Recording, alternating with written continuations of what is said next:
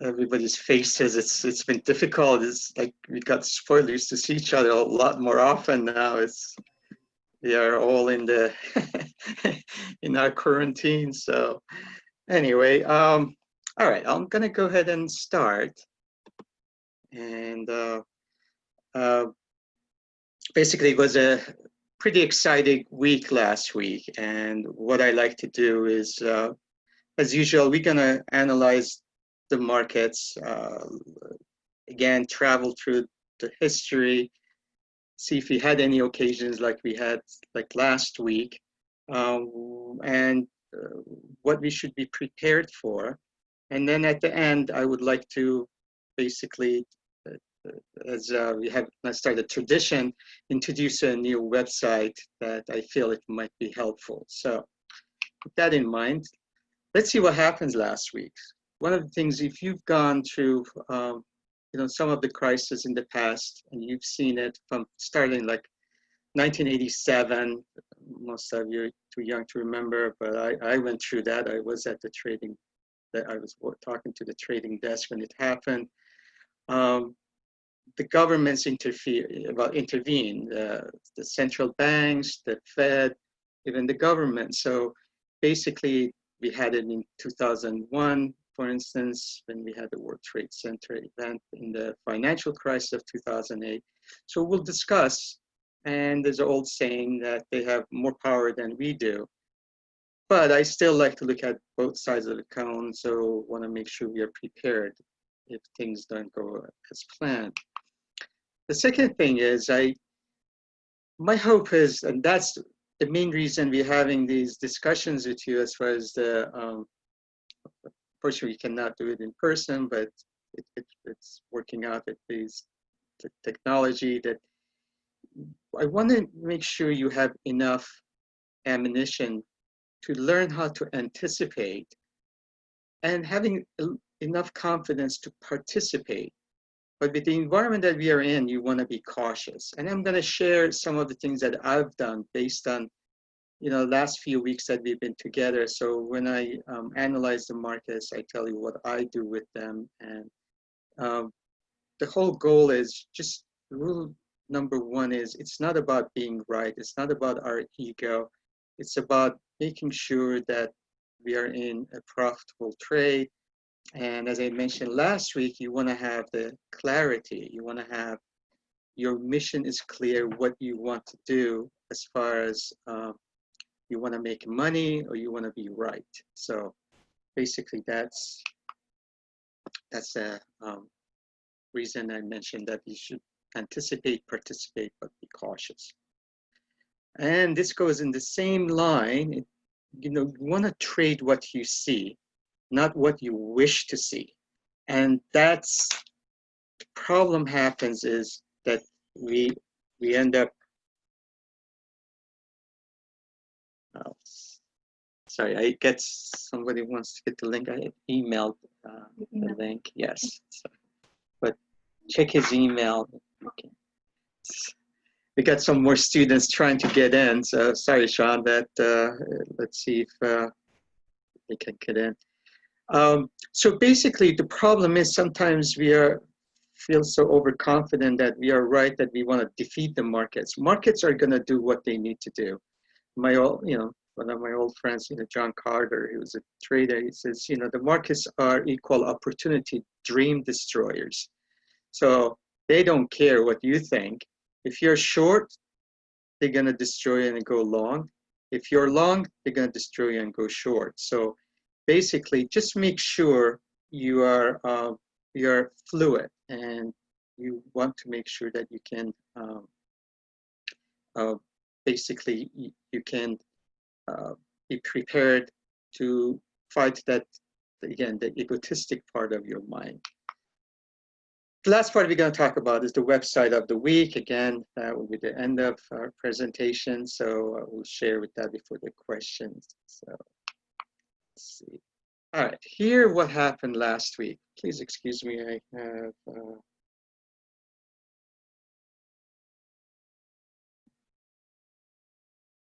sorry, somebody's trying to register.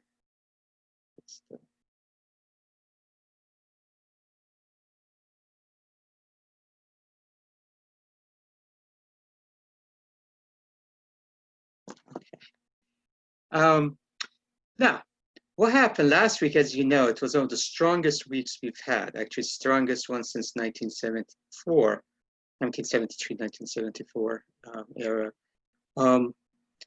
I want to show you this because this is the exchange traded fund of junk, which is really, as the name indicates, it's an ETF for high yield bonds, and they're really junk. They are the low investment grade bonds. It went up 6.71%. And what happened on Thursday, the Fed came up and said, you know, they're going to put $2.3 trillion aside to purchase the low-grade bonds, and they're going to go to the municipalities and start buying the bonds. Along with that, there's the two other ETFs. There's HYG, if you look at, and LQD, and I can share that with you. This is a high yield, again, growth fund. They all have the same thing in common, that they all up very nicely. And, you know, $2.3 trillion, just the thought of it goes a long way. And basically, just to share with you as far as how they're going to do it, I mean, it's not going to be like the stimulus package that they're going to print money and come and purchase these. Basically, with the help of the Treasury, they're going to go to BlackRock and they're going to go to PIMCO, fund them to buy these bonds. So the way I look at it, and I'll show you this IWM, it's Russell 2000, which if you've noticed the small caps, and I've been mentioning, I like to see the small caps lead us because they led us in the downturn. They should be the one who leading us to the upturn. But this is not the way I was thinking, because here the government wants to interfere as much as they can to make sure we are gonna, basically the company is gonna be saved. And if you notice, I'll go back, the junk basically is the small and mid-cap size companies who have the dire needs of liquidity. And this is what the Fed is trying to do. And because a small cap, Russell 2000, which consists of obviously small cap companies, so that's the reason, let's say, S&P 500 didn't go as much, or NASDAQ, but Russell 2000 did. Fundamentally, obviously, I have a problem with this because basically what the government is saying, these companies, that some of them are high leveraged, and that's the reason they're a junk fund, they need to be saved, although they haven't done, you know, their due diligence. They borrowed the money and maybe they haven't invested the right way. Some of them, they need to go bankrupt, but we are like really avoiding that. So what's going to happen, in my opinion, some of you who are in soccer, the way I look at it, it's like AYSO giving everyone participation medals rather than letting, you know, eventually, you know, if you're a good team or if you're a good player, well, you deserve to have the recognition. So this is the problem I have when the government interferes too much. On the other hand, you have to remember, this is election year. This is, I had mentioned it, I think, December and January. I've talked to some of you. The administration or the government, they're going to do anything that they can to keep the economy going. And now this came supposedly, you know, from left field. And what happened was they're not going to stop. They're going to throw anything to save themselves. And this is one of the tools. They call it bazooka. And this is $2.3 trillion is quite a bit of money. And we'll go to the history and you'll see what I mean by that. So this is a couple of weeks ago, I think Bank of America came and said, you know, we've had the quantitative easing Q1, Q2, Q3, when we had the financial crisis. Bank of America was thinking we're going to have about $2 trillion additional. That was last week. After this announcement, they are already revising this to about $3.5 to $4 trillion. And the idea was that, you know, we had to 24 trillion, and probably by 2022 we'll have 30 trillion. Now the projection is 40 trillion. I mean, this is with a T. I mean, I don't know. I can't imagine $1 trillion look like, but this is with a T. And basically, the whole goal was in 2008, 2009, they were really trying to get the assets growth to eventually make sure the economy will follow up. So economy always is lagging. So the problem we have now, and I mentioned before, financial crisis was a big top-down. Right now, we are health and individual bottom-up. The other thing is this is not just U.S. problem, as you know, this is pretty much a global problem. And what we are looking at is the global trade. We already had problems last year when we had the tariffs, when President Trump with China, they were going back and forth. And if you recall, every little hiccup, the markets were going down, and a little promise it will go up.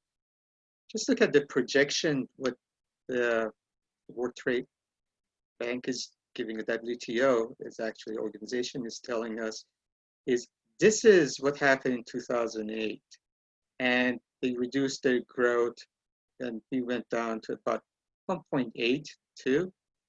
The projection now is the best case scenario will be similar to what it was in 2008. The worst case scenario is going to be 0. And this affects, and we're looking at all kinds of countries, but believe it or not, the North America is going to be biggest trade as well as being affected, 17.3%. The Asia will be about 13.2%, and Europe will be about 12.3%. So as a whole, the whole world is just going to be affected. So when you look at the exporters, obviously there's not going to be a lot of activities, and importers, the same thing. So I thought this is this is a picture we're looking at today. So we don't know if it's going to even get worse, or this is going to, depending on obviously if there was a miracle and something with they found cure for with the vaccination and something. But regardless of that, I think we are right now, we are in a really uncharted waters. Let's go back to last week. It was the strongest week, one of the top 10.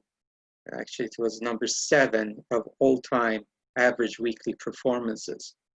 So actually, S&P was up 12.3%.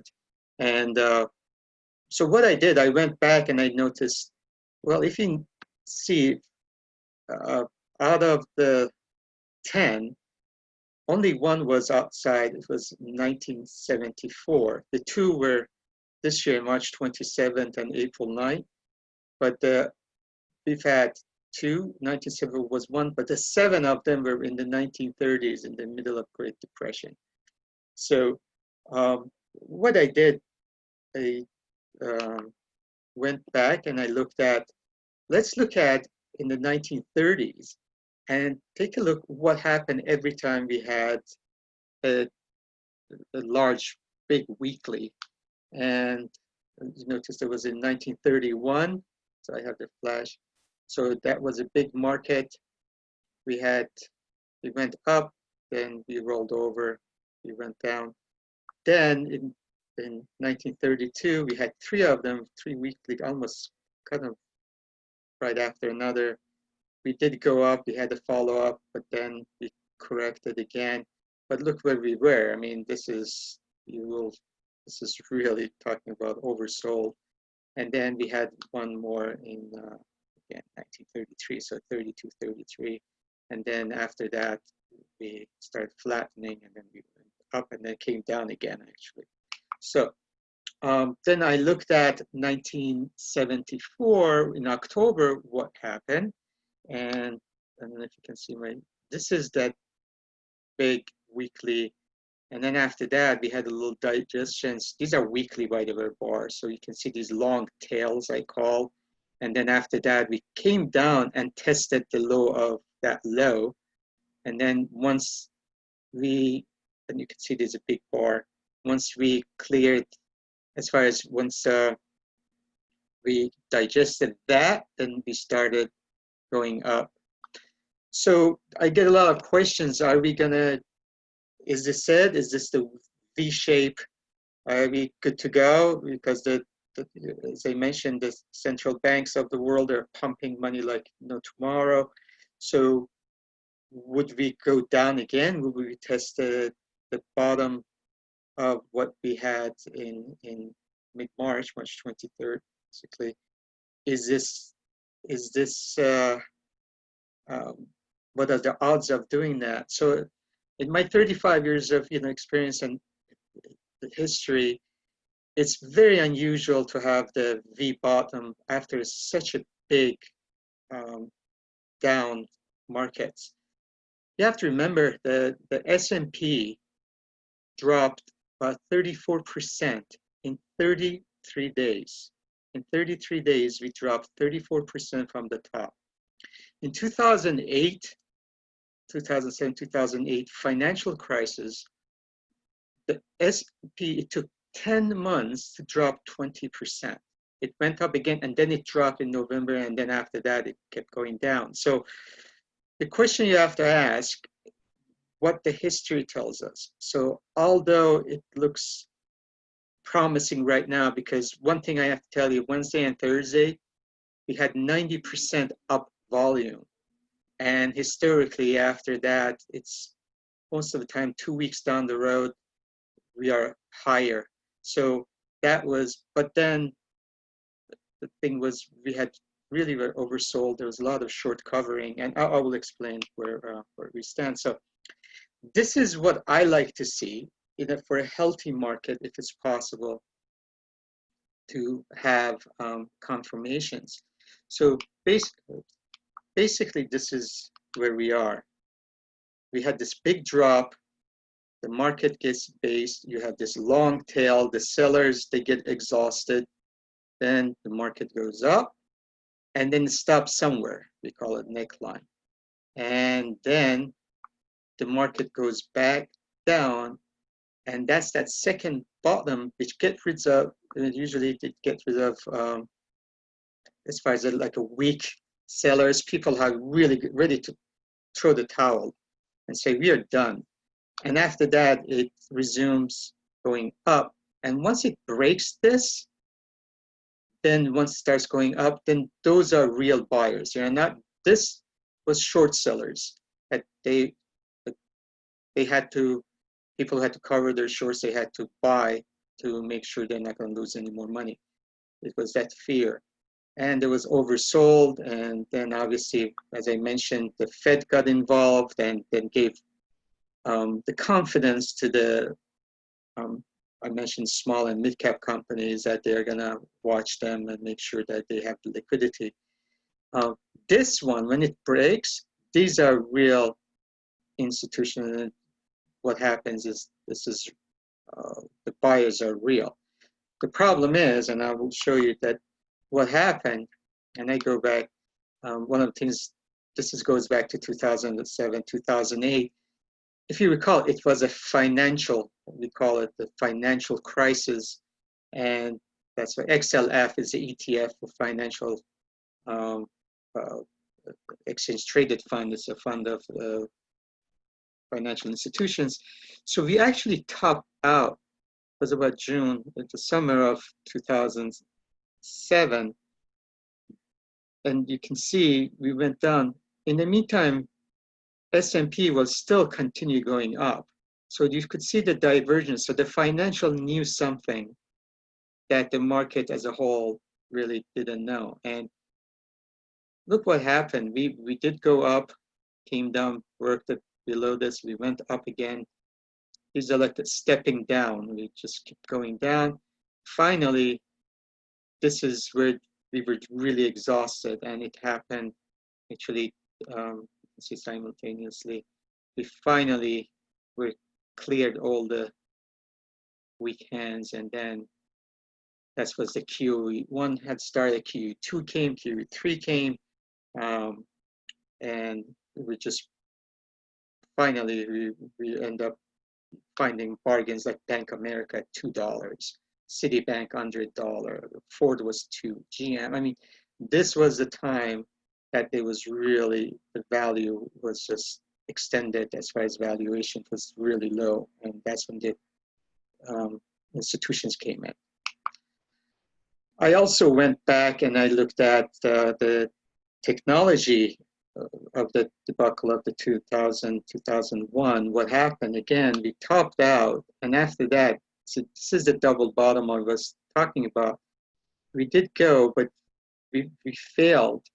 And then we broke down. And obviously then 9/11 happened and it just, we kept going down till like 2002 when we had some stability and recession was over. I also looked at the weekly in 2008. NASDAQ basically was leading us, and I used Fibonacci number. Some of you have been with me, and you know it's the mathematical number I try to use. And you can see from the top to bottom, when it happened in 2008, we retraced actually up to 61.8% of our losses. And if you recall, I've talked before, this area between 50%, 61.8%, we call it the ambush zone. If it breaks it and goes up, then it will continue to go all-time high. If it doesn't and fails, usually try to go and test below the 38.2 and 23.8 and then all the way. And this is what happened with the NASDAQ. And then eventually we broke that low, and that was, again, we had a combination of factors. Now, what I'm looking for, I'm saying is, this is what I want to see, a double bottom.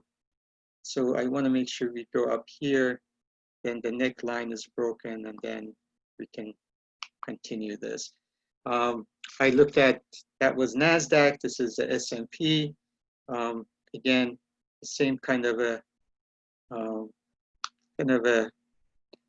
similar pattern, but you can see NASDAQ was stronger, so it bounced back harder, but S&P didn't go as much. But this ambush zone, right in the between the 50 and 61.8%, it failed. It came down, hit the support, tried to get back up, couldn't, and then we had we call this waterfall, and it went down. Then I looked back at our volatility index that is in the news a lot, and that's our VIX. Again, we hit the over 85, came down, went up, tested again, came down, and this is where we are right now. We are right around 30 or 40 area. We went back up, came down, and finally, once it broke down, it took a while before the markets really start getting footing. So this was still up there when the market's still going down. So I talked about as far as the election year. So Yale Hirsch, who passed away, and now his son, they came with the almanac. It's called Stock Traders Almanac in 1966. It's a great it's a great tool if you have a chance, when the libraries are open. I mean, that would be good. Or you can order it on Amazon. Every year they come up with and they try to do, like you've heard of, January effect, you know, what happens, Santa Claus rallies. They talk about, let's say, what happens in the Super Bowl effect. What they did, they went back from 1930 to 2018, and they looked at the seasonality, and they said during the election year from 1930 to today, on a monthly return, again, this is average, so basically they accumulated everything, they averaged it out, and they noticed markets go up a little bit in March, then they start going down. They top in April, and they go down till June. And now, because especially if there's an incumbent, let's say election is right around here, so the good feel effect happens from around June. Remember, the conventions around here, usually the opposite party has already known who's their candidate, and they start trying to help the economy. Now, this black line is all the years. This red line is all the election years. Well, we are not in a average year. This election is pretty much different with what happened in the last 3 months. So I thought it would be interesting to see what happened from 1930 to 1949. Basically, we were obviously the Great Depression, and then we had the World War II, and we were just settling. And you can see the effect is much severe starting April. Now, the thing is, it started in March, and you can see starting March, everything goes down. So, as I mentioned, perhaps I know Bernanke, Chairman Bernanke, who was kind of most of the time of this financial crisis, last one, he was overseeing things. He was a big student of Great Depression, and that's one of the reasons we had so much stimulus. And I think Chairman Powell, they're trying to make sure they don't make the same mistakes that in the 1930s were made. But what is happening, we have much bigger economy with very diverse population, and so I don't know if history will repeat, but the whole idea is, all I'm trying to tell you is just preparing you. Just be prepared. Don't shy away from things, but just know this is what happened in the history. And this is, again, what we are in. It's, I don't think we've ever had it. There was obviously the 1918, 17, 18 pandemic, the influenza pandemic of, the Spanish flu, but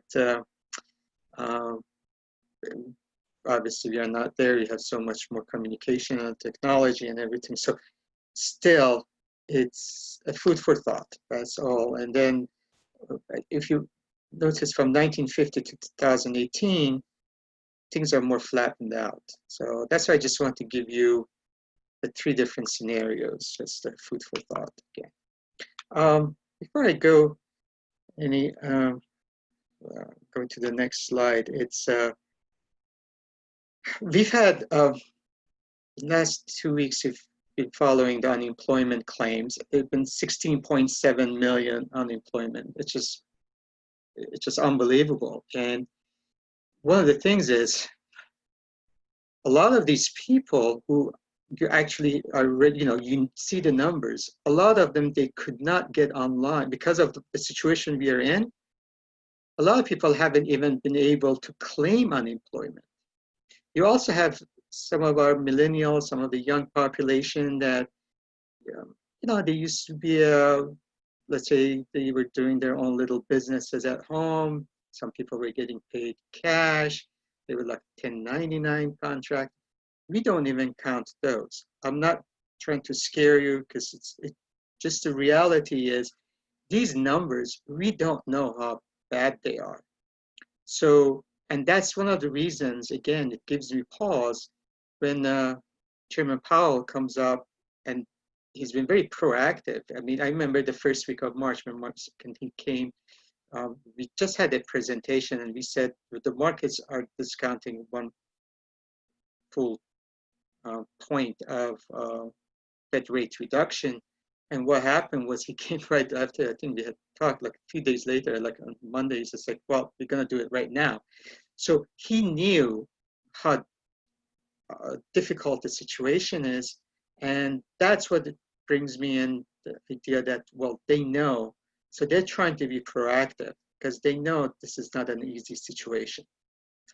Now, on the other hand, I don't want to equate the economy with the markets either, because the markets, basically, if you have 401k, so they want to give you the feel of knowing that your assets are growing. So that brings the confidence. So as I mentioned, last 2 times especially at the 2008, when the market started going up, the economy didn't catch up for a few years, but it just was that feel.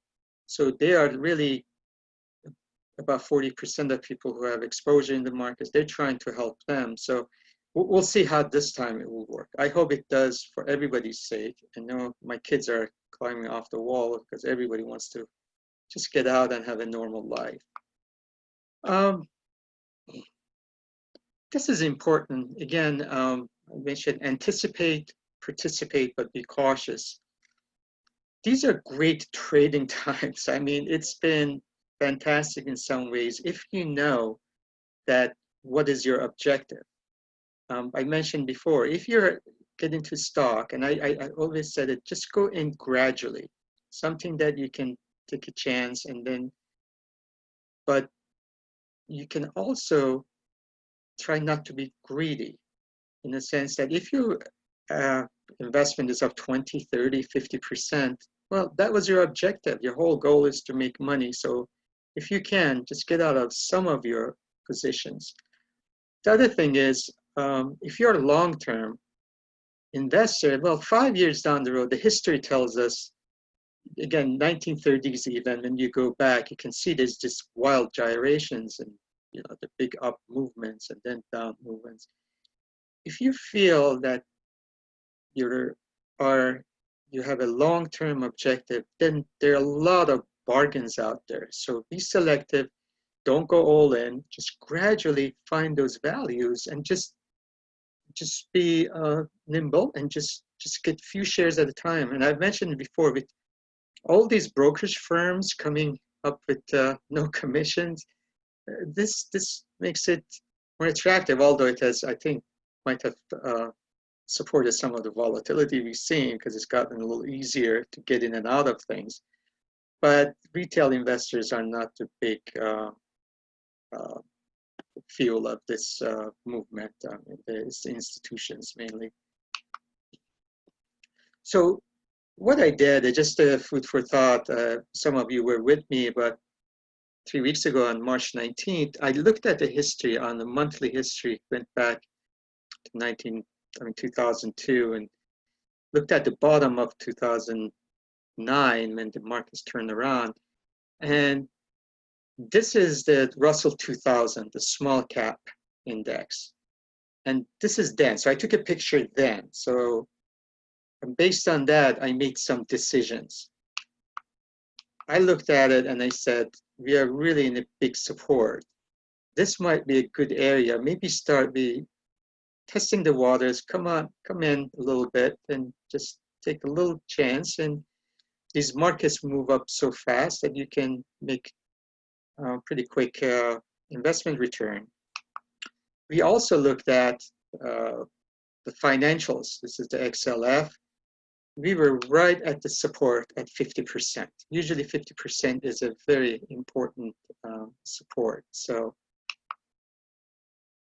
we also looked at energies. Energies were back where the 2002 was. I mean, so that told us fundamentally maybe things are bad, but this is really oversold and you're throwing the baby with the bathwater. So this is what's happening from there to then. There are some good companies there. So why not try to find the value? And this is another example. It was ExxonMobil. It was back to where it was in 2002. It was at $31. So just example, this is because you were involved with it. I just thought we looked at a few other things. So this is, for instance, what I did. I mean, right after we spoke right around this area, for instance, I started nimbling, in XLF, but I knew my limits. I knew I want to get out a little. Whenever I get a chance, I want to take some profits, and that's what I've been doing. I just want to show you what I've been doing. I did the XLE. Close to the bottom, I bought some, and then I started getting out. I got out actually last week, and still own. This is where I bought them, so I still own some. The same thing with Microsoft. I was a little early. I bought Microsoft. I've been getting out of it because these red candles giving me a little warning. But this is where I bought them. I still have a few shares.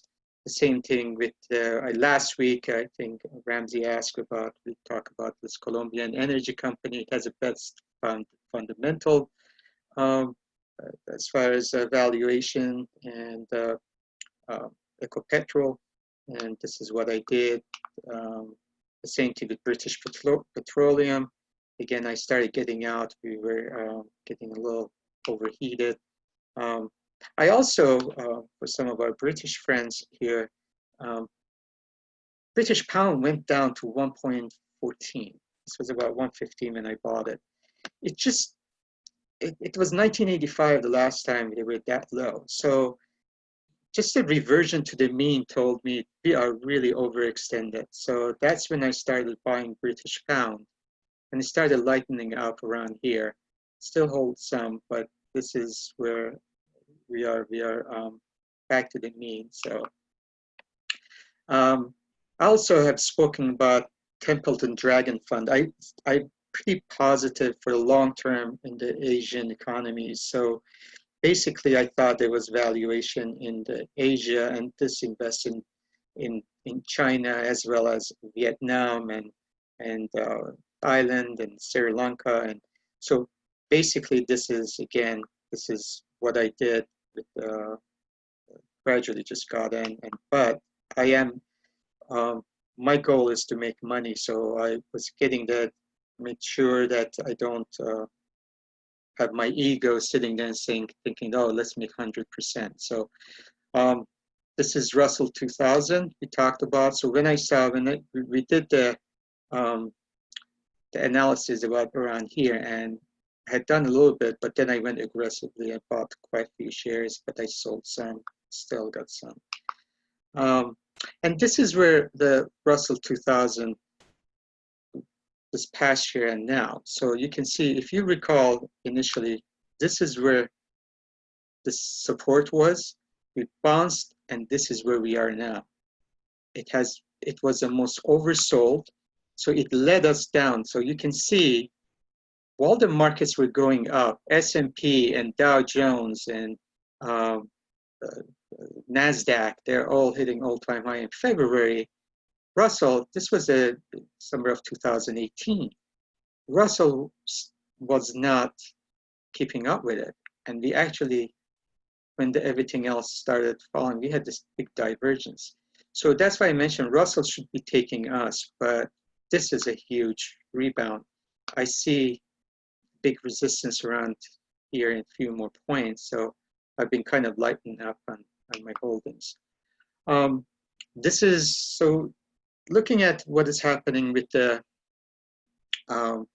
markets as far as the QQQ, which is our NASDAQ. This is what happened last week. And we hit it. This is a 200-day moving average, and we have a red candle. So if I was a betting man and I thought what will happen, like let's say Monday, my thing is I took profits on Thursday, Wednesday and Thursday, because this, from the odds, I think there's a good chance we're gonna at least go down for next few days. So I rather, and then we'll see what happens. As I mentioned, I don't think we are out of the woods, but this could be a process. This could be something that we will be digesting. We might go up, test, we have the 61.8, which I don't have it here, but let's say we test it to 10, almost to 20, and then so this could be a process till May. I don't know if you're gonna, but I am, again, just based on the history, I think we're gonna come back and test this 170. NASDAQ was a leader, took us up, and it had the least amount of breakdown, and usually it is gonna be the leader probably on the down leg, and Russell is probably will follow after that because it's a laggard. Because if I show you the same thing, oh, this is talking about that. So I thought it would be an interesting time to look at Bitcoin. Bitcoin has been actually, again, has been more of a leading, you can see it's working with the stock market in the sense the equities, and it's more of a dollar alternative, and it goes down with the markets has been going up, but then we started selling off. People ask me about Bitcoin. You know, I was involved in 2012. I've done the studies on it, and I really like the technology of it, but I don't think this is going to go away. Bitcoin is not one of those one-day things. So I will take it seriously, except there's just so many options. It's becoming a great kind of an internet bubble kind of things. People are trying to mint coins and they buying the machines, and but the blockchain technology, I think, it fascinates me. But anyway, I just thought this is an interesting chart to look at. Um, I also look at the transportation. Transportation, Dow Jones Transportation is a leading indicator. As you can see, we had this divergence again. While everything was hitting all-time high in February, we couldn't get back where we were in January. We started falling down. We were the first one, hit that 20-day moving average, came down, broke. But then there was a sell-off on on Thursday, although we were still up. We'll see what happens on Monday. I'm gonna, as I said, I lightened up last week, just thinking next week might be a different story. With that in mind, this is what I like to do. I like to share every week. I like to talk about what websites that are useful. They're free, and I thought let's add a couple of more. So we've had Finviz, which I mentioned. We have to do a class just on Finviz and stock charts. They're great charting tools and also analysis tools. Guru Focus is a fantastic one if you want to look at some of the fundamental and what is the institutional doing. Investors.com is the investor business daily. OneStock1.com gives you the history of each stock and the indexes around the world. Forex Factory gives you the overall picture of the macro economy and what is happening with the currencies and what is happening as a whole, what news are going to come up next week. Obviously, everything is under right now the radar of COVID-19, but they still, you know, the central banks are still doing their things. The government's still coming up with the numbers.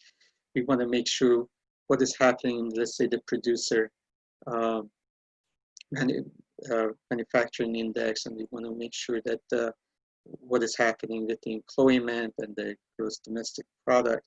So this week, I thought we will look at the ETF.com. And so there are two exchange traded funds. Now, we look at things, we talk about stocks, but nowadays, so many options around that the themes that my time, I remember when I started in the 80s, it was very difficult to invest in commodities or any kind of a theme. Investing overseas, either you have to do like a mutual fund or, but then since mid-90s when the SPDR started, when the exchange traded funds started, now you have access to anything. And what I'll do is after this present, I'm gonna go and join you. You can take a look at these two and what is the best features of each one, and I will go over that. So keep that in mind once I finish this PowerPoint. And while we're looking at that, I thought with today's environment, which is staying at home, if you have young children or if you have not so young children, they're still at home, what are they doing? What are we doing? We're doing a Zoom call. So what are some of the things that it's giving us maybe a little edge? So I thought rather than, let's say you said you don't want to take a risk and buy like individual stocks because you don't know, you have a small capital, you don't want to risk too much. Some of my interesting themes I thought to share with you. I've shared this before, is the cloud, which is basically is the cloud technology. And with some of the companies that are out there, besides, let's say, Microsoft, there's a Zscaler, and there's quite a few actually, the cloud companies, and that's I will analyze that with you. I thought that's an interesting concept. I own it, by the way. Hero is another one with the kids at home playing on their Xbox or playing these games. This is a Globex game technology. So basically, the holdings on this one's like the NVIDIA's of the world, Electronic Arts perhaps, and Nintendo. So I thought this is an interesting. And then you have Sensor, and basically the companies with this is like the Skyworks and DSEX.com, and I thought that's an interesting concept, which is basically the Sensor is. Some of you are familiar with the Internet of Things, really having a smart home, smart car. So I thought that would be an interesting thing to look at, which is perhaps is less affected by what is happening with the economies around the world and more with technology. AIQ, as the name says, is artificial intelligence ETF. This is Direxian's newest ETF. It's coming out soon, and it's called WFH, which is Work From Home ETF.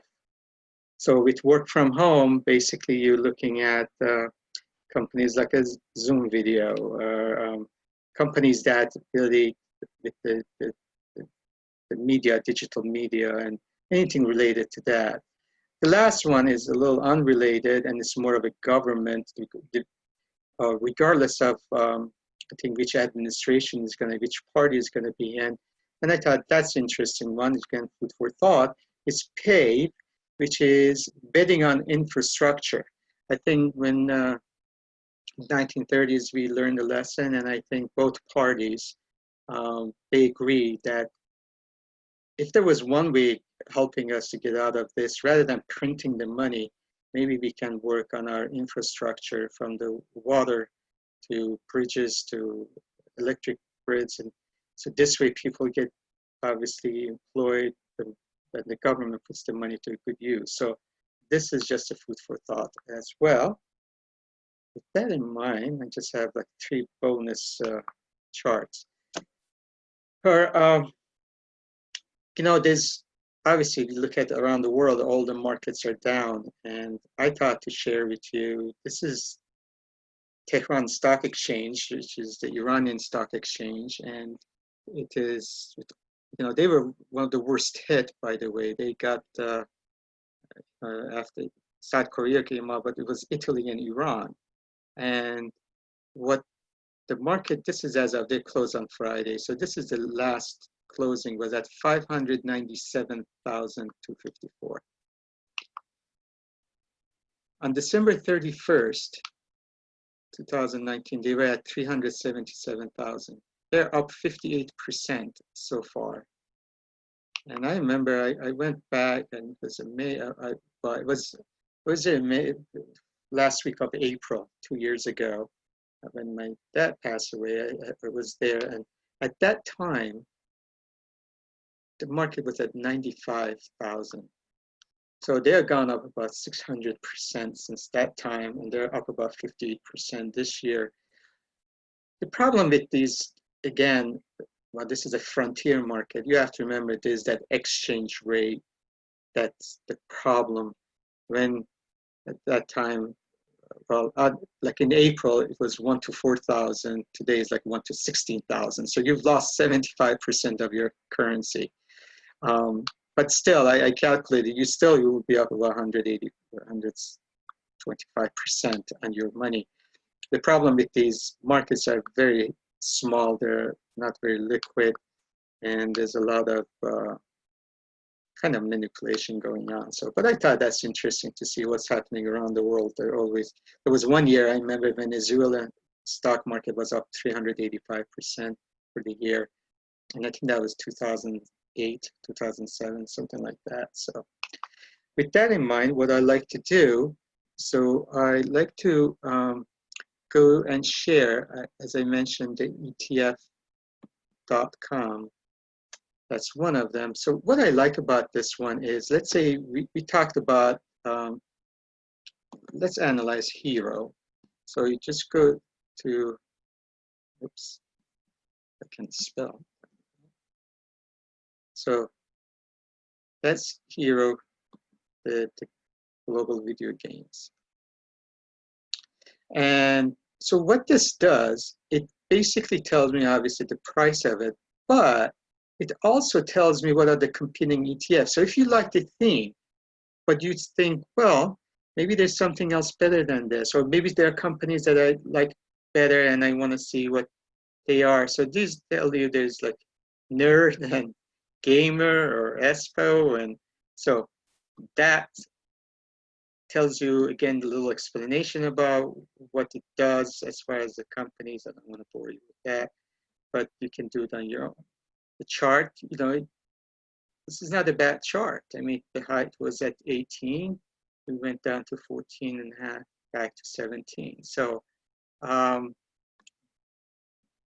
basically tells you, you can see it's pretty much diversified from USA to Japan, China, all the gaming. And then NVIDIA is like the largest holding, and Nintendo is second, Activision, Electric Arts, NetEase,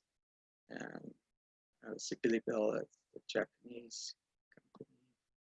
And basically it tells you, again, one of the things that's important in any ETF you want to look at is the expense ratio, because some of these exchange, that's how they when they're issued, that's where they get these fees, what's paying for them. So as you know, you can trade them. It's a no commission. Usually there's a no commission transaction, so it can be in and out of it, but that's how you can kind of compare. And then, you can look at what is it, as far as the closures, what is the risk of this company, because ETFs are still issued by a company. So this is a Globex. Anyway, and then you can read what percentage is in Asia Pacific, North America. So that's one. And then let's take a look at one of the other ones I mentioned. Let's say the cloud. So that's the cloud. And then it's cloud technology. And then again, you can see all the companies that you can, all the ETFs that are competing with them. And let's look at some of their components. You can see it hasn't gone, like the gamer has done very well. Obviously, as Nintendo, this hasn't gone back up as much. But again, if this thing just drags on, this might be a bad idea. Obviously, you can see with this 93%, because the majority of technology comes from the United States, and their number one holding is the Zscaler and Shopify, Netflix, and so anyway, so that's one. And then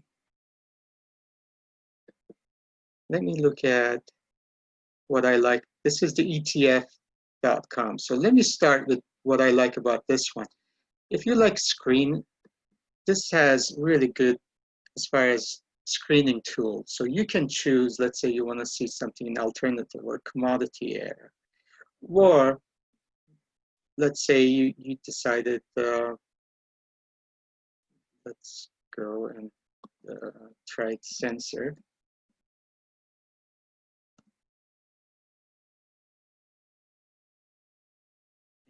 And again, this is the way their screen will look like. So they look at the valuation. Let's say you want to see the holding, the XCM, Skyworks. So this tells you some of their holding and their performance. For instance, for 1 week they were up, and then year to date they are down 17%. So, but anyway, I thought that's interesting. So.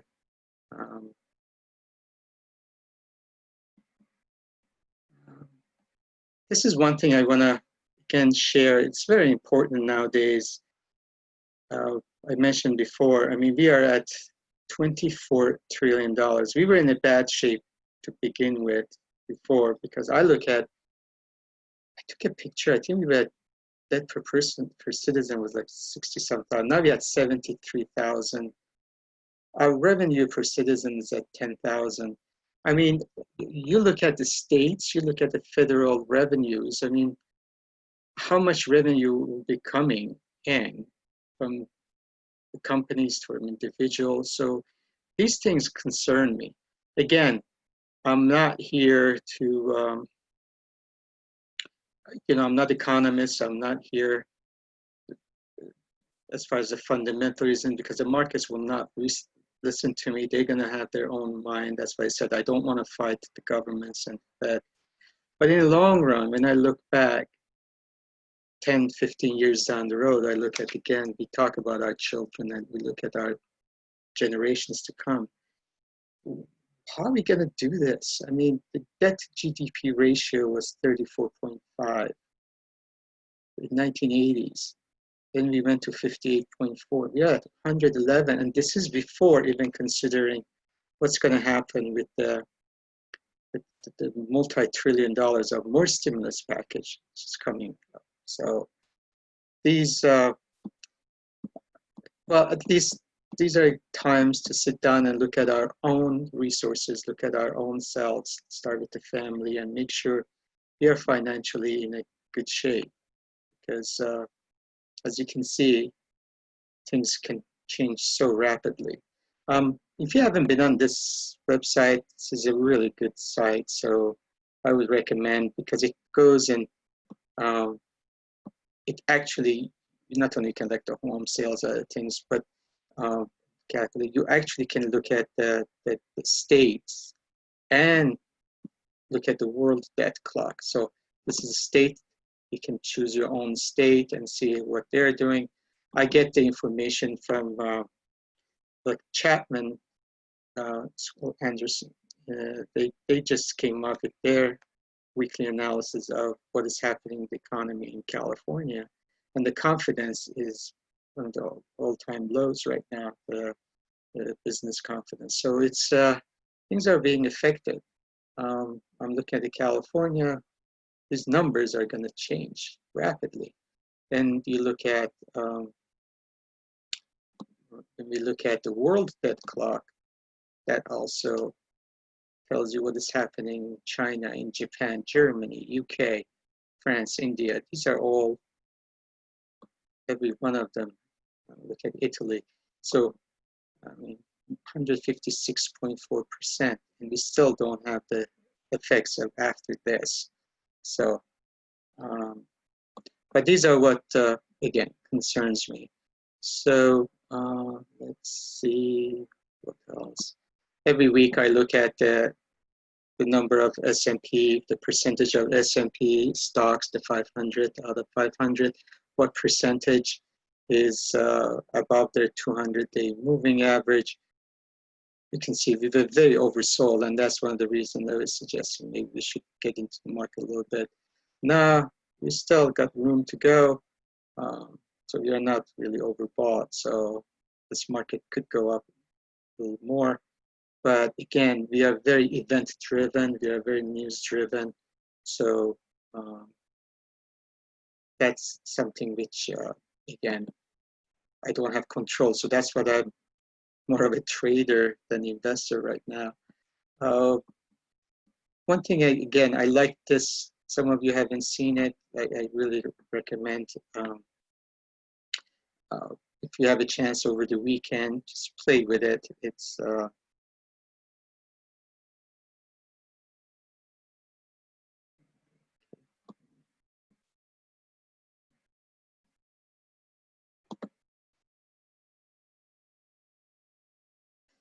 so basically, just within one screen, you can take a look at what is happening. This is again the 200-day moving average, 20 exponential, and we were talking before. You know, we were hitting our heads, and then we just went through. That was a really oversold situation. We took and went up S&P. So one thing I'm gonna show you here. So it shows DAX, which is the German, and then Toronto. The major index is the transportation, for instance. But one thing And then the different industries, by the way, there's airline, and then we look at some of the international ETFs, different countries where they stand. But I want to look at the internals. This is gold, and one thing, if you recall, I had spoken, silver was very much, and I mentioned last week too, very much oversold compared to gold, their big brother, I guess. So this is how far we've come. It was at 1180, and now we are at over 15, close to 16 actually. I mean 1550. So close to 16. So we can see there's like still opportunities out there. I thought platinum was oversold, and palladium, and we look at copper. So one thing about copper, so I want to think outside the box for now and think about, all right, with all these basic materials, from oil to copper to lumber, being so cheap, who's the winner?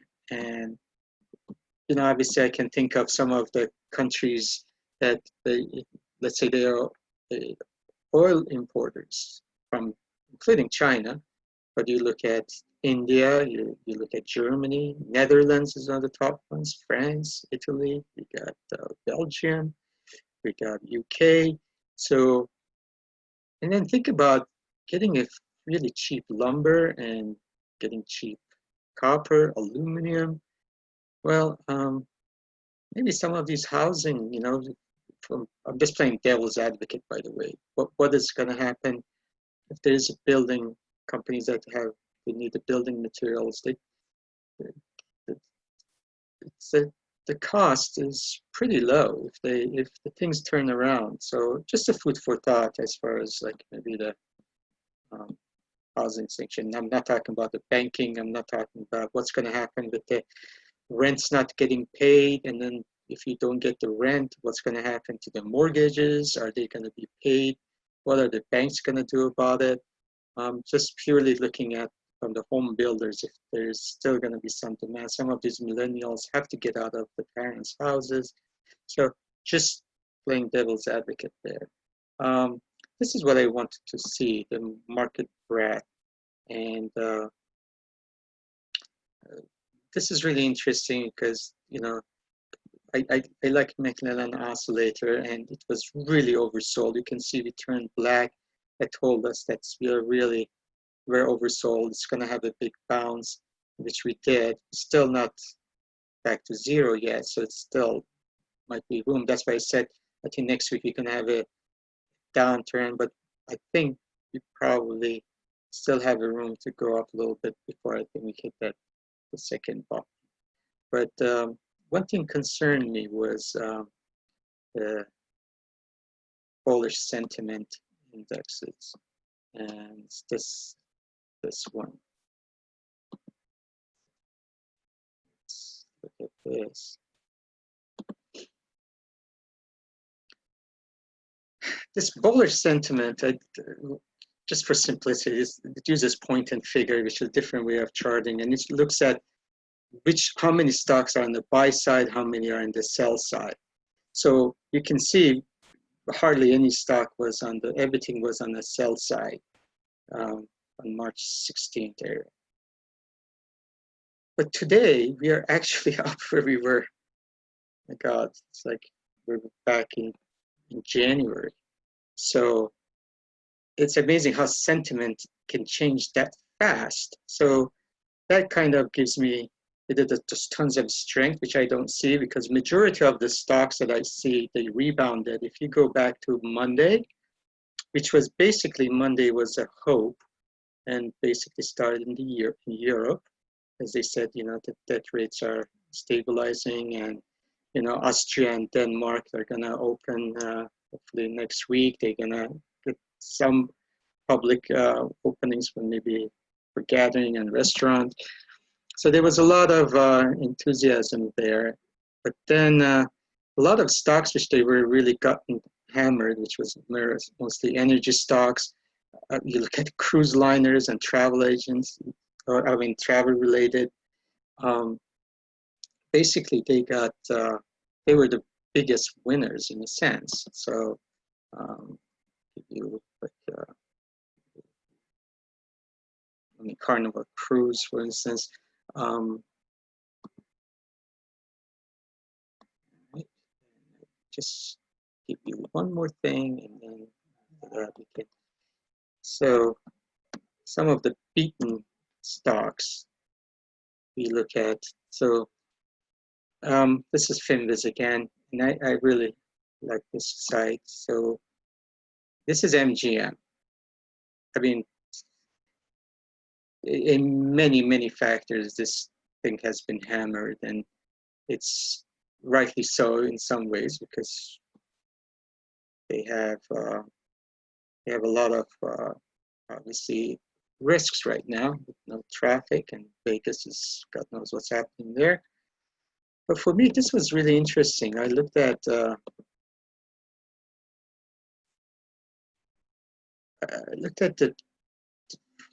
some of the buying activity came in right around March 31st and April 1st, and I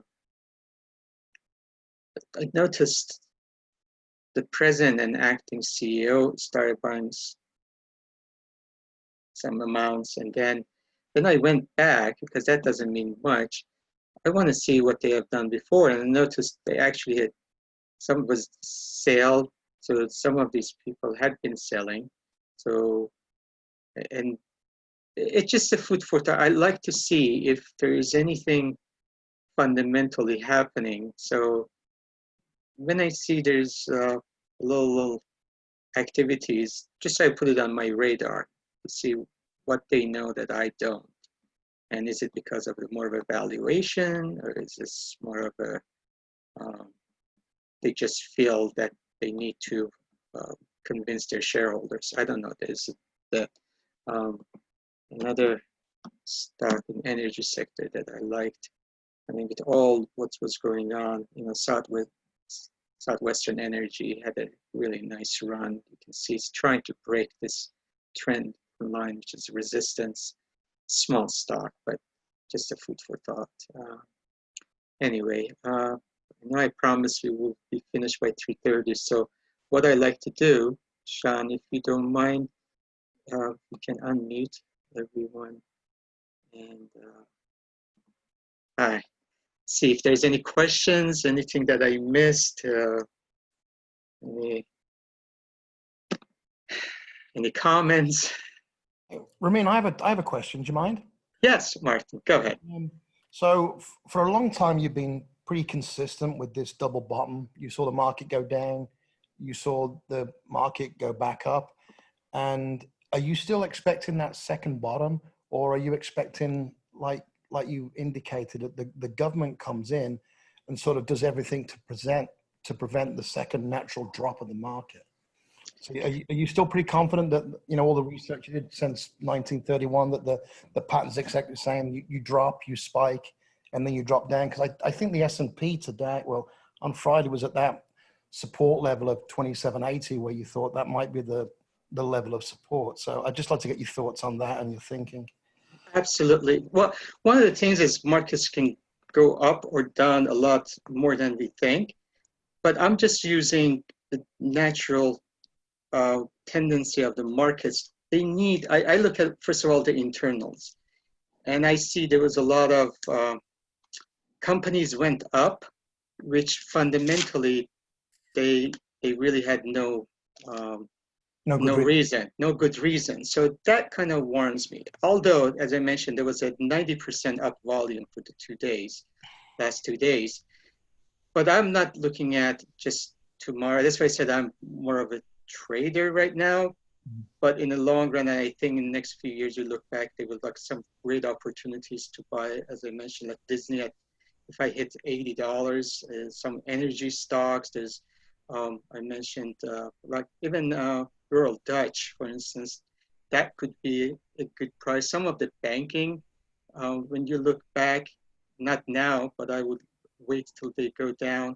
So basically, this is more of an emotional, I think people who were uh, really thought this is great bargain hunting, then that's that was one reason. The other thing was a lot of we've been in a growth uh, and momentum stocks for the longest time. Value has been out of fashion. Now you can see some value investors are coming in.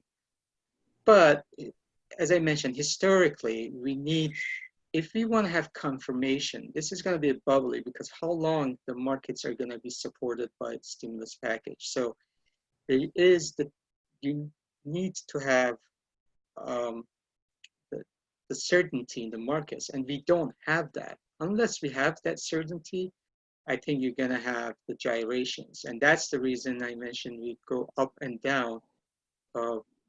It's become a trade. I mean, stocks have become a futures market for me. They've become like an option. I mean, the volatility has been, we have narrowed it down. We used to have a $220 movement on S&P per week at SPX. We were down to like 132 last week, but that's still 132. About 2 months ago, it was like $52 movement. So basically, yeah, I mean, if I want to be a long-term investor, I'd like to get that, let's see, let's go back to SPY. I like to test that low and even break the low of low. I mean, look at the volume. I mean, the volume, look at this volume. The volume, we were up, but still, it's not that much of a volume. So what is happening is I still like to, if I want confirmation, I'd rather go here to 20, break it, but then come back up. And then once we break that, then I'm pretty much convinced then I'm gonna go with that because then I think there's fundamental reasons for it. There's just so much unknown. I gave you like some of the things about unemployment, for instance, the revenues. I mean, fundamentally, this is a global thing.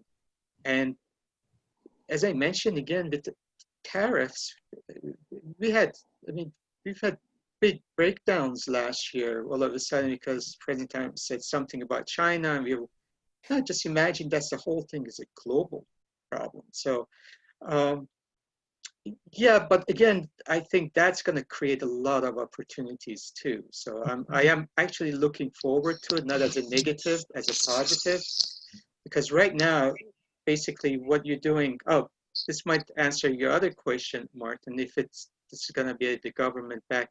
There's a talk that the Fed could also buy exchange traded funds, which is backing, we started with just the junk bonds and municipal bonds, but they could also come and say, well, we're going to back these because so many people compared to 2008, we become more passive investors investing in exchange traded funds. So they might come back and say, well, we have another bazooka, we can do that. But basically what we are doing is we are letting, the government really doing the activity for us rather than the open market. So so my only hesitation is, Martin, about that double bottom is, since we've talked about it a couple of weeks ago, I mean, you turn the TV on, not everybody's talking about it, and that kind of worries me when everybody's like agreeing on it. On the other hand, that might be just the tendency, it's going to be there because institutions don't want to be cut. I mean, we've had 25%. I don't know if I gave you the statistics. Last week, the S&P is up 25% from its bottom. I mean, it's just a matter of 3 weeks. I mean, that's like one of the fastest ones. So if you make 25%, I mean, you want to help keep your clients happy. I think that's a pretty nice return. So that's why I think Monday is an important day. I think, in my opinion, we might have a sell-off on Monday. That's my opinion. I mean, if I'm looking for a point on the S&P of like 2,300, you would think it's probably going to test those lows again. Yeah, well, I mean, I cannot guarantee, but that's what it says, 23 to 2,400. If it tests it and then comes back up, that's really good. If it tests like 2,150, that was like 70 was the low. And then we have, so the best way I would like to see, I like to see a candle like this with a long tail. You have this I mean, unbelievable breakdown. It goes down. By end of the day, you have a candle that it it's still red, doesn't matter. And then the next day it goes up, and then that will be a good indication for me that on a high volume, I'm in. I'm in. But right now, Martin, again, I would not be out of the markets either. I would just nibble in, just look, because there are some bargains. I just mentioned some of the names. I mean, Micron Technology 2 weeks ago, and some of you were, when you're listening, was at $32. And I mean, there are companies that they are fundamentally, it was like, and then you can see it was right around here. It hit almost $50, 49.81. It closed down. So basically, these are the other thing is I mentioned semiconductors are going to take us out of the hole. So that's another reason I think we've hit a plateau for now in the short term. That semiconductors are the leading, and they were the first ones who moved up. And right now we are hitting resistance. So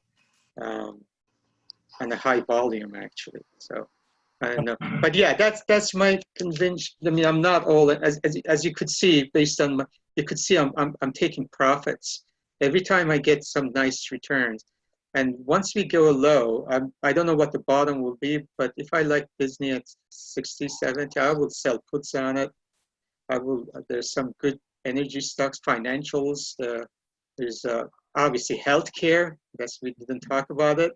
Last week we mentioned about how healthcare sector is always most defensive, and we are hitting resistance on healthcare, but that's what's going to take us out. So, I mean, right now, this is a channel. So with healthcare, we're hitting again, there's a resistance there. So we might come down to 85 or so in XLV. But yeah, so I am hoping that everything will work out. I love to go back outside, have the kids going back. I want the businesses back. But realistically, I don't know we have any answers. And I don't know if we know what is happening right now with the numbers that the government is giving us. People, one thing I don't know, I mean, you're familiar with the SBA loans and other things. I don't know anyone who's gotten any checks yet. I don't know. And they were bombarded with so many applications. The application went down, they started. So who knows what's going to happen? And if the $1,200 check, is that enough? I don't know. I mean, that's restaurant owners and parks. And no, I don't want to monopolize your time. I just got one quick question. How do the ETFs vary from a mutual fund? So how does like a T. Rowe Price technology fund vary from an ETF based around technology, or are they basically very similar? Well, yes and no. I mean, what it is with the ETFs, the beauty of it is it acts like a stock, really. So when you come and let's say, so they buy a basket of, so there's three types. There's a closed-end funds, which they have, the elected mutual fund. Mutual funds are open-end. So with mutual fund, when you have the money comes in, let's say you have $100 million, you put another 100 million in there, they're open. They said, no, we have 200 million under management. So they're going to go out and keep buying, right? So the assets are growing. So, and that's one of the reasons, because they have so many holdings at the end of the day, that's what they sit down and calculate. And if you recall, when you want to sell your mutual funds or buy it, it's at the end of the day based on the settlement price. Right. Closed-end fund, which has been around for many years, is let's say it's a China fund, so I just use that. So you have a China mutual fund, and you have China closed-end fund. Closed-end fund has only limited. It's almost like a stock that issues certain number of shares. So closed-end says, well, we have 1 million shares. That's it. You can buy it. So basically, what they have to work with what they got. So when you sell it, basically they have to liquidate something and give your money back. Exchange traded fund is something in between. So basically with exchange traded fund, it works like a basket, like a mutual fund, except they do not accept, they don't accept new money. Is that clear? I got it. Yeah. So because it's not, so when they sell it, then it's the number of shares that they have. So they have to liquidate. So if they have Apple, at the end of the day, when somebody says, we want to redeem our Spider, then they have to pay them cash, and they have to be fully replicate. So they don't sit on cash. Mutual funds, they can do whatever they want to do. So if you have a mutual fund, basically, they have the investment policy statement, but let's say they can have like 4 or 5% in cash. Exchange traded funds, they have to replicate exactly what that index is.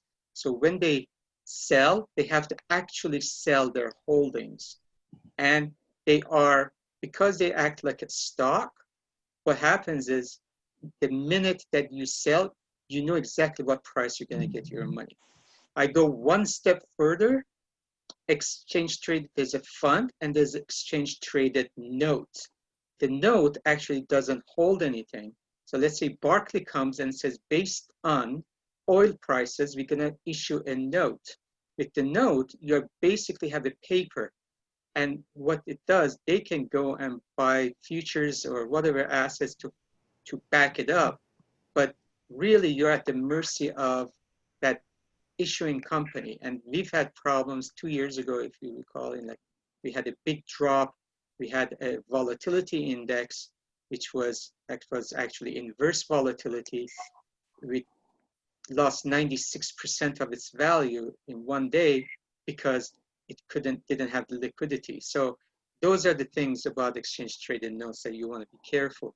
But yeah, the biggest difference with mutual fund is open. You can add more money into it, but you have to wait to sell it at the end. There's a tax differences as well. Exchange traded fund doesn't need a money manager. They do have manager, but the manager, they basically have to replicate the underlying whatever the objective is. And they can invest in futures, they can invest in anything, especially with like commodities, like UNG, invest in actual, they buy futures on natural gas.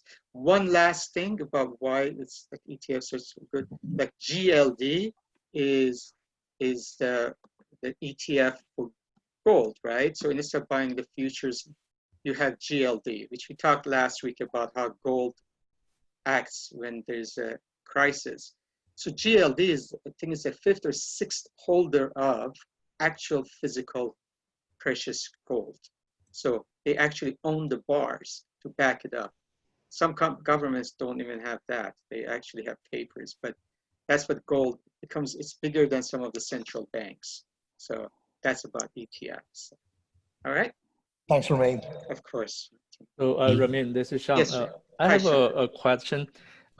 So just as a trader in this environment, I saw you talked about the index, like the Russell 2000 IWM or RTY. You also talked the sector, for example, the XLE. You also talk about the single stocks like BP, XOM.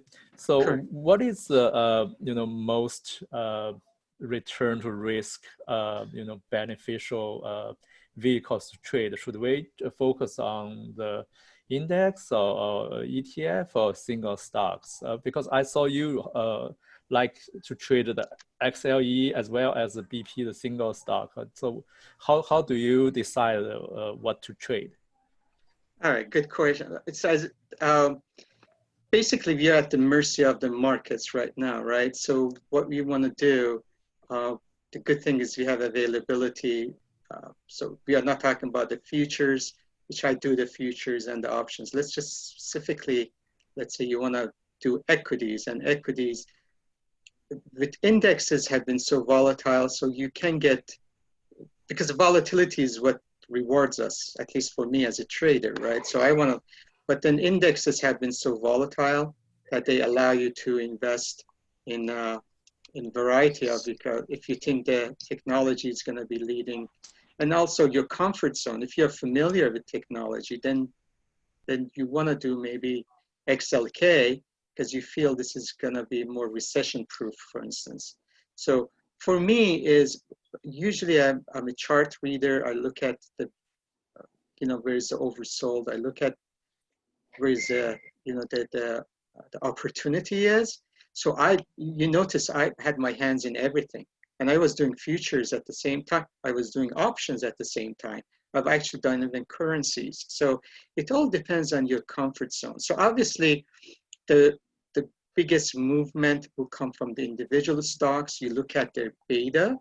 And so you look at what is the beta. And then you also look at their ATR, which is the average true range. An average true range tells you in last 14 days, how many dollars it has moved up or down.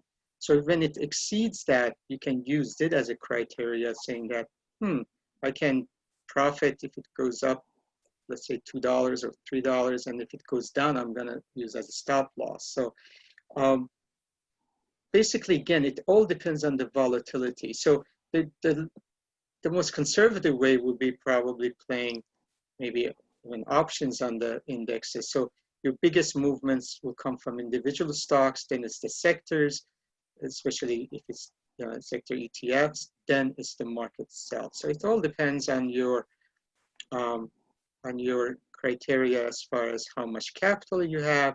The other thing is you can do two things. For instance, some people do, let's say you're long, I mentioned, let's say you're long IWM, but you can short the S&P or NASDAQ. I mentioned NASDAQ. So you can do, all right, I'm going to have IWM, but I don't know what, with all these things, okay, this has a lot more movement, but when I see QQQ, it's already, so QQQ looks, it's close to its resistance. IWM is like still got ways to go. I'm going to buy IWM, but I'm going to short QQQ, which is that you can buy the inverse and you can buy, let's say, QID.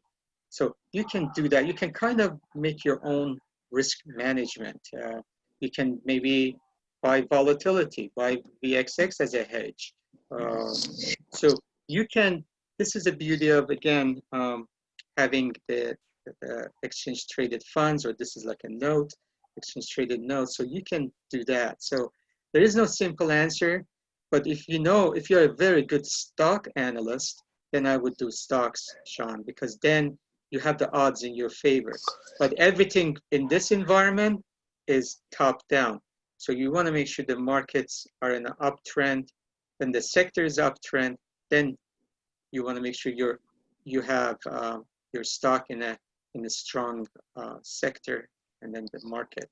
And that's why it goes back to, again, investors.com, IBD is a really good place to check your strength of your holdings and the stocks compared to your sector. So did that answer your question, Sean? Yes, thank you very much. You're welcome.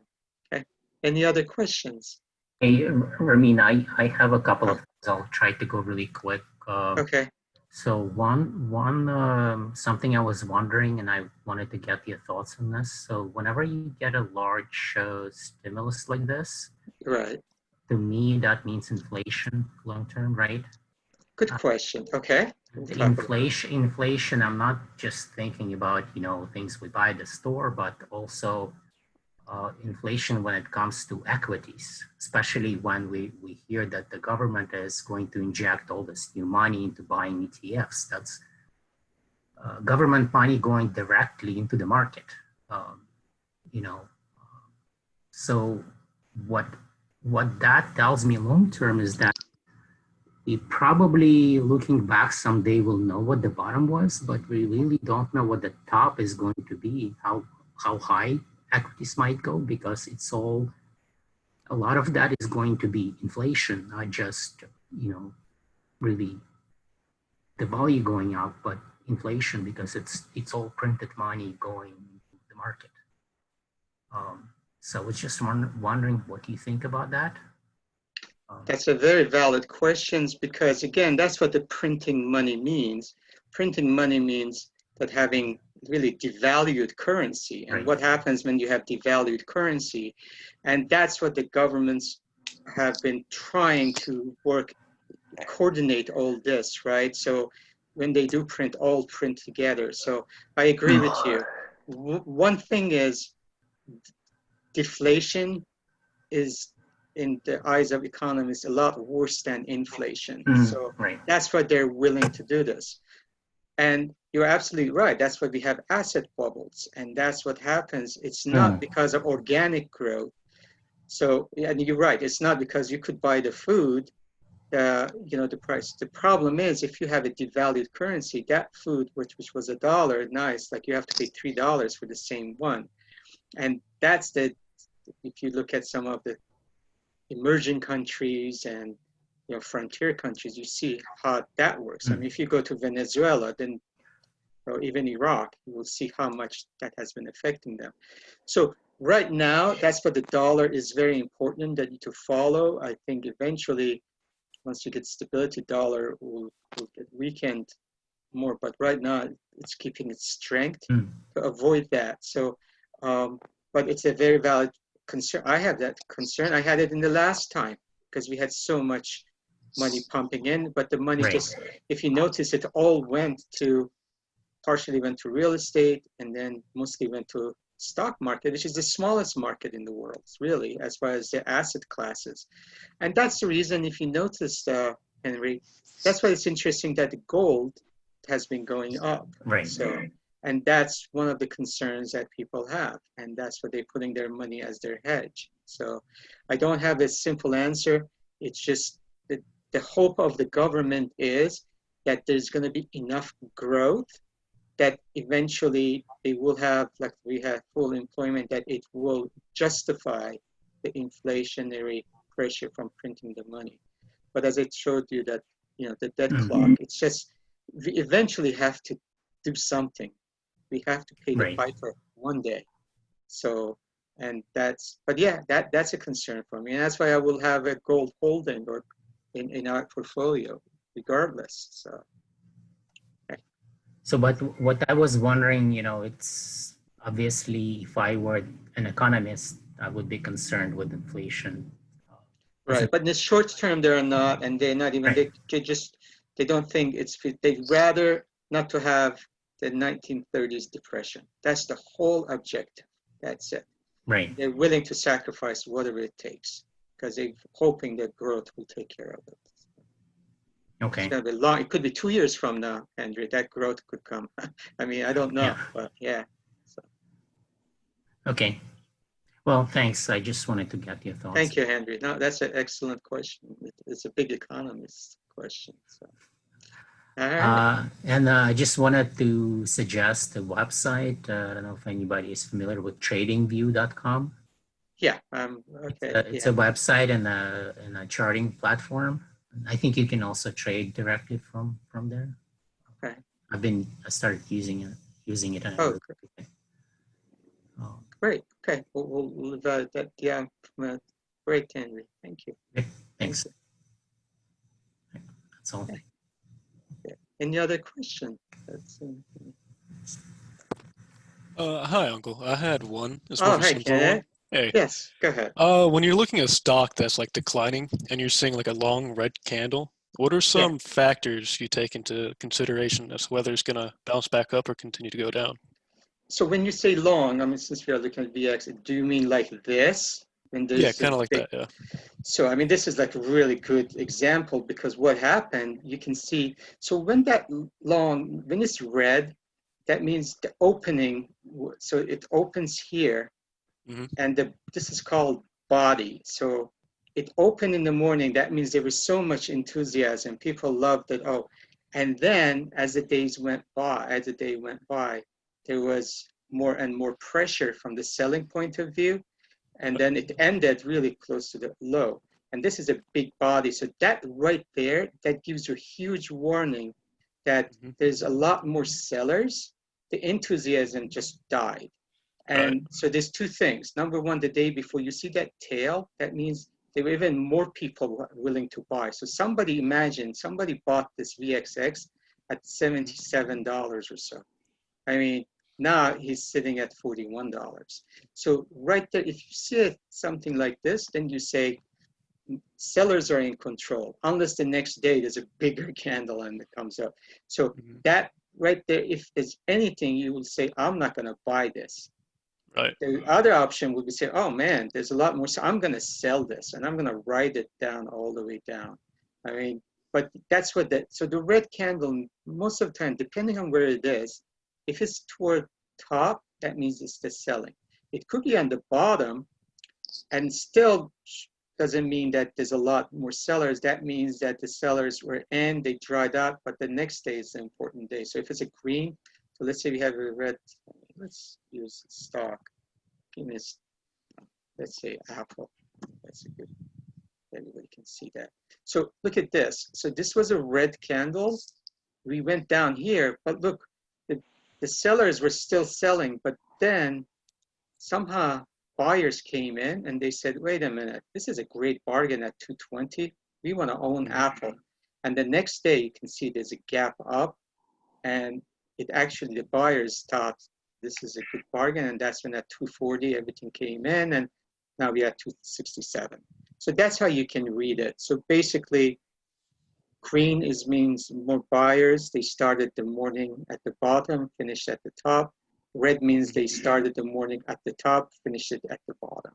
Okay, I see. Thank you. Okay, you're welcome. All right. Well, now it's 3:43, so don't want to hold, but I'm open if you have any more questions. If you feel it's helpful, let me know, and if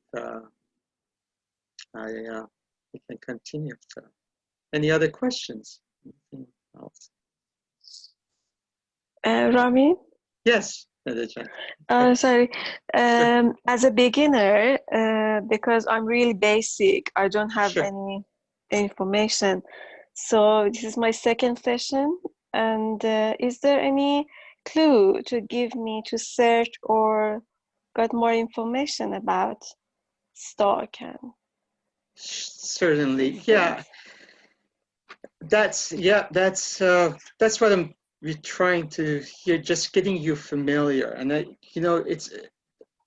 two things, Nadja. It's like, first is the mindset is just you have to be prepared and saying that I am open to learn about the equities and investing, and the second is the tools. So the tools, thankfully, there's just so many resources online now.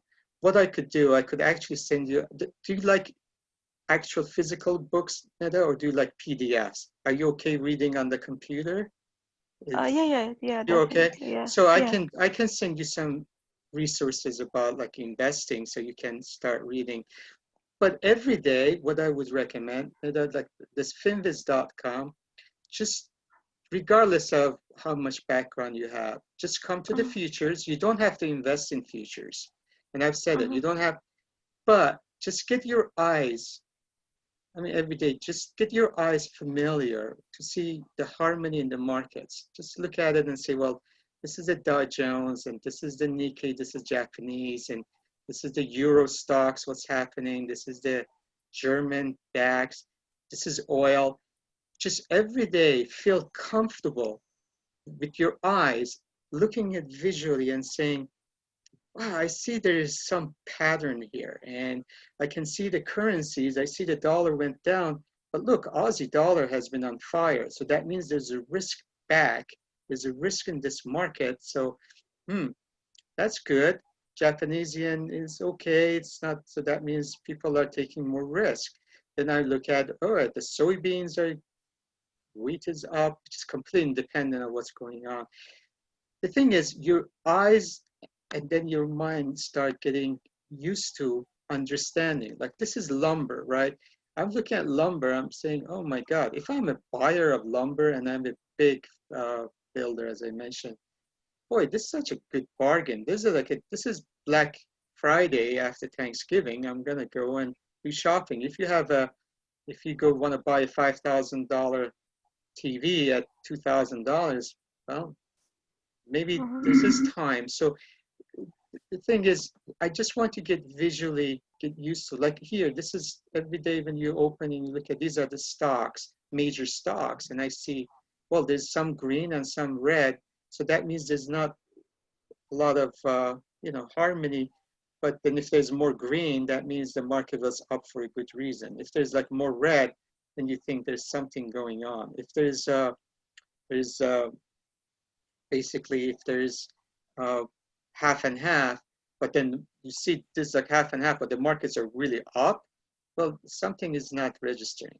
So the reason I say this FinViz is really good because it just gives you at least the tools that you will be using in the future. I mean, this is like the currencies, right? So you can look at the currencies, and I know you're familiar with like you look at the British pound and you say, my God, okay, if I want to go to to United States, well, we are up for the week we were up 1.65%. So it just being actively inquisitive, Neda. So I'm really appreciate you being here, and some of the things that probably don't make sense, but eventually they will, because when you listen enough and the things come together, I think you will see it happens sooner than you think. So, but I will put some basic things together, and I will email it to you, so you can. Okay. Thank you so much. You're welcome. Okay. Okay. All right. Any other questions? All right. Lots, but can't ask them now. Thank you very much. Oh, you're welcome, Chris. Thanks to everyone for being part of this. Just stay healthy, well, safe, and let's pray this will end soon, and hopefully, a lot of less innocent people will be in trouble. So, all right. Have a wonderful week ahead. Happy Easter, by the way. So, Thank you. You too. Thank you, Thank you, Rajiv. Rami. You're very welcome. Thank you. Thanks. Thank you. Take care. Bye. Bye. Bye. Yep. Bye. See you next week. Bye, Sean. Thank you so much again.